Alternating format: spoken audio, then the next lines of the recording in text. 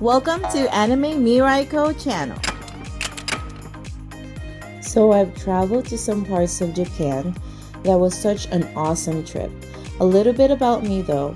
I love Japanese food and their culture, and I'm also an otaku, meaning I love anime. And today I'm excited to show you guys the 5th day of my Japan trip, where I went to visit the famous Kyoto TOEI Studio Park and tried some local Kyoto food. For those of you who are new to my channel, you can watch my 1st, 2nd, 3rd, and 4th day trip in my 16-day Japan trip playlist. So just a little background, I primarily stayed in Osaka at the B Osaka Shinsekai Hotel for the majority of the time to save time on packing and traveling to a new hotel to explore surrounding areas like Kyoto and Nagoya. I highly recommend this hotel for its location, cleanliness, and affordability. So we are heading to Toei Kyoto Studio Park today. It's built by the Toei company. It was a working film set and now houses this humongous Evangelion statue. If you don't know what Evangelion is, it's better known for Neon Genesis Evangelion, which is a popular Japanese anime series that was co-produced by Toei Company in 1995. It took us about 1 hour and 15 minutes to get there from Osaka by train, and a 10-minute or less taxi ride. You can take trains to get there, but when we got to Seiin Station before the last transfer, I had a slight miscalculation and it was just easier to take a cab. There's a fairly good amount of taxis that pass by, so don't worry. We stopped by a Lawson called Lawson Uzumasa Hachio Kacho store to pick up a few things. It's about a 3-minute walk from the park. On our walk towards the park, we stumbled upon this Japanese confectionery store right across the street from the park. So go check it out and grab some delicious Japanese treats. I got this purple ume no mi confectionery as a quick little snack. So we are now off to Toei Studio Park.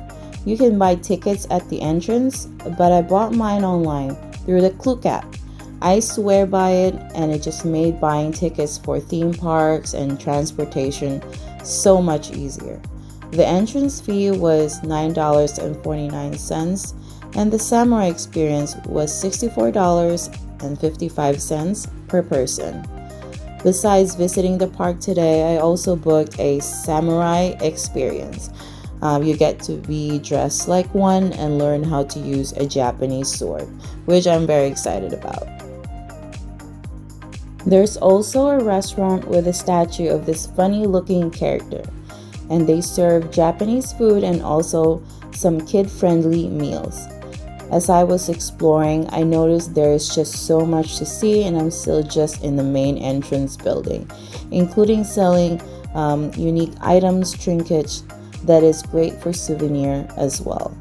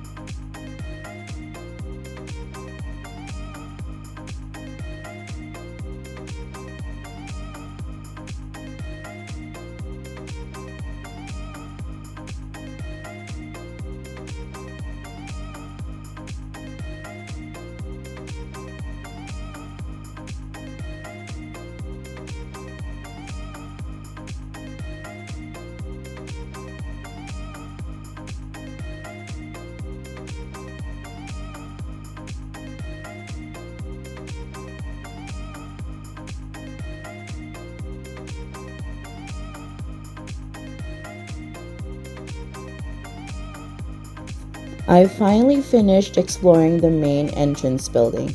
Now it's time to go explore the rest of the park.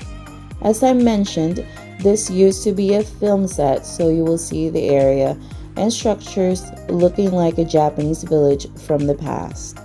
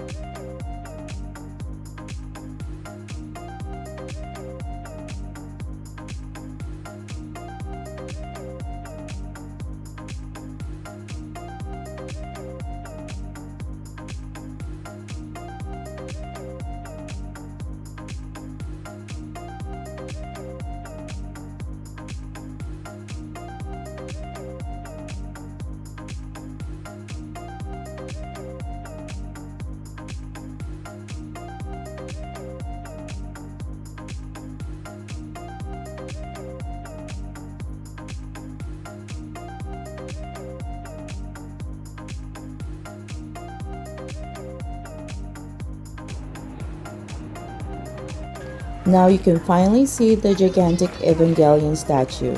This is unit number 1, piloted by Shinji, the main protagonist of the series.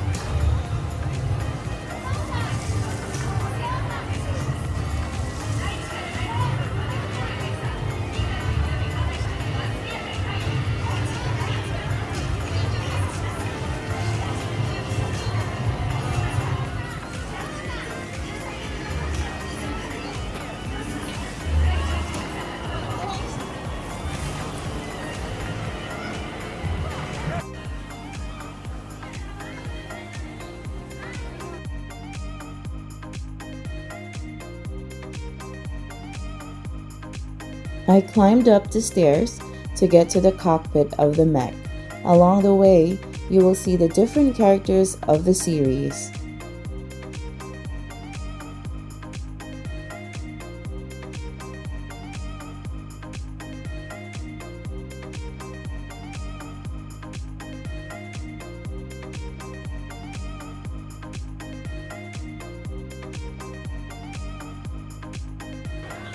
When you get to the top, you basically sit on this one cockpit.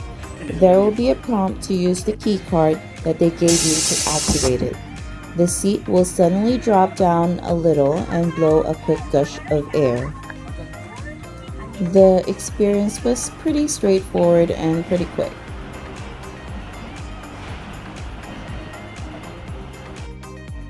After that, we explore the other buildings that have gift shops and food, like Shinobiya, Shinsengumi Samurai Shop, Onomiyasu, and Ninja Cafe.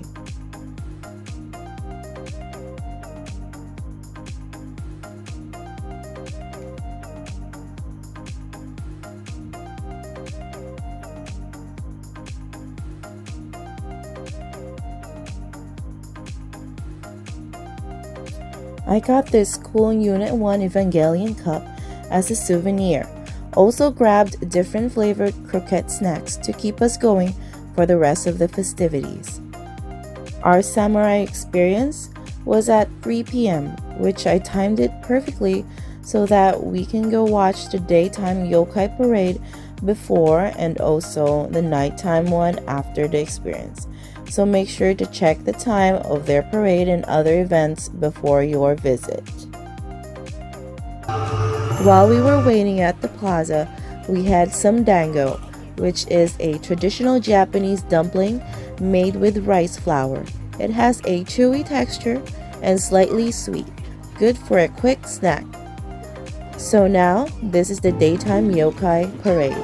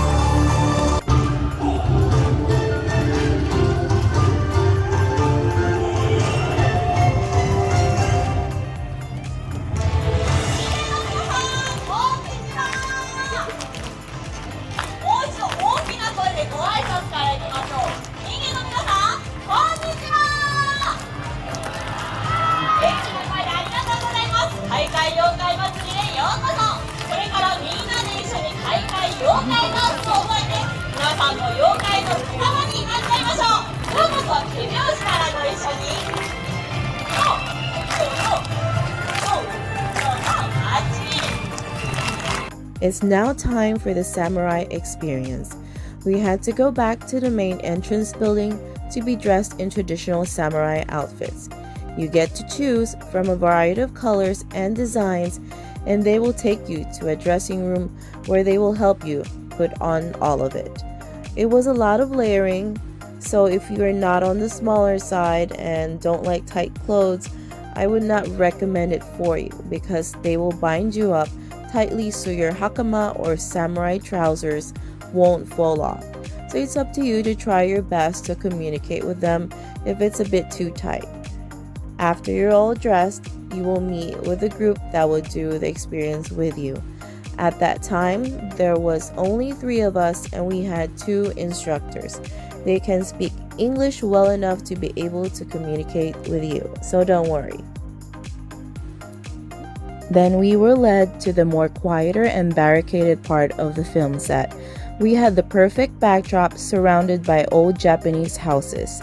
The instructor taught us how to wield the katana or Japanese sword, learning how to unsheath it, sheathing it, and basic swordplay. It was so exciting. After we felt confident enough how to perform everything they taught us, we had a Photoshop session where they take you to different locations and help you get the best photos. Next, they took us to an area that has a man-made lake and entered an old Japanese house. And we didn't expect that we would be starring in our own samurai short film. That was a pleasant surprise. The instructor was directing us what to do and how to act. They will be using your phones to take the videos. I was so nervous, but it all turned out to be pretty fun. We made plenty of mistakes and had many take 2s and 3s, but everyone was supportive and will make you feel comfortable. I highly recommend this experience, so don't miss out when you come visit. After the experience, we came back to the plaza to see the Yokai parade, and even though we saw it already, seeing it again at night was amazing. It looked even more awesome at night because of the ambiance and the lights.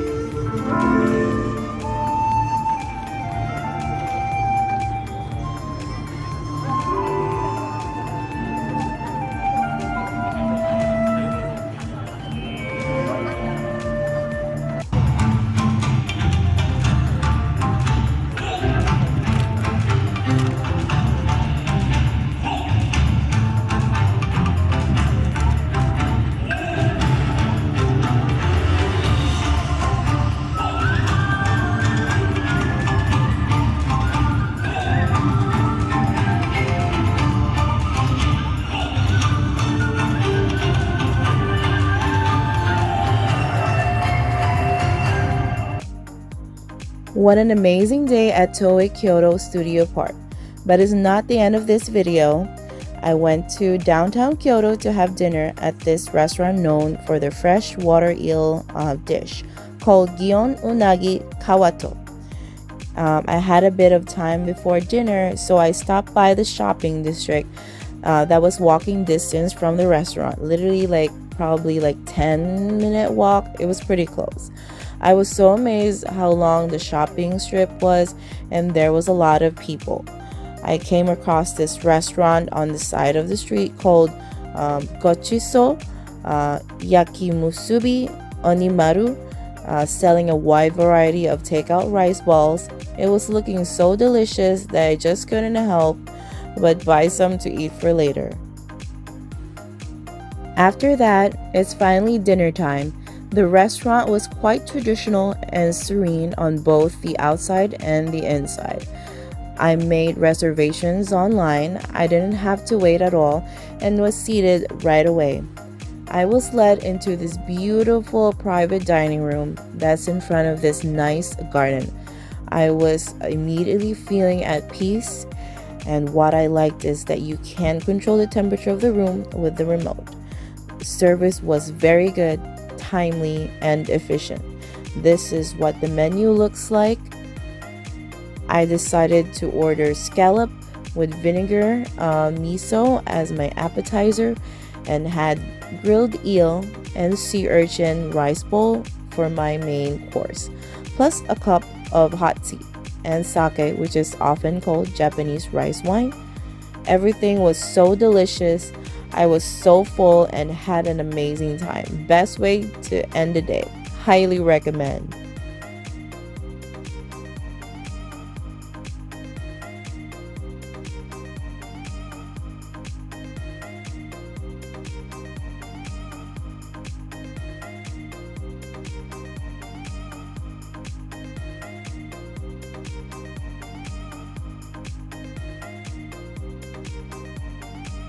That's the end of this video. I'll be working on day 6 of my Japan trip. It's going to be at this famous Studio Ghibli theme park for you anime fans, even if you are not.